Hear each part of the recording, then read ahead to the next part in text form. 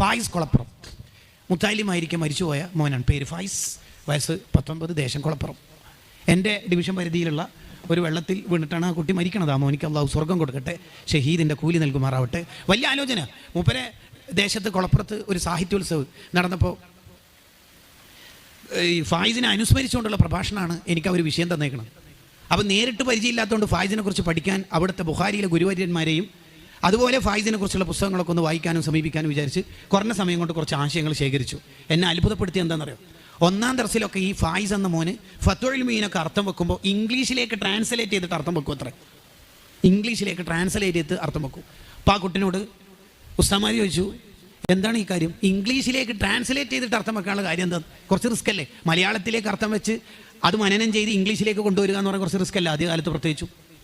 അപ്പോൾ ആ കുട്ടി പറഞ്ഞത്, ഭാവിയിലെങ്ങാനും യൂറോപ്യൻ കൺട്രിയിൽ എവിടെയെങ്കിലും ദാഇയായിട്ട് പോസ്റ്റ് കിട്ടിയാൽ മഹദൂമങ്ങളെ പറഞ്ഞു കൊടുക്കണ്ടേ അവിടെ ഈ മസലൊക്കെ?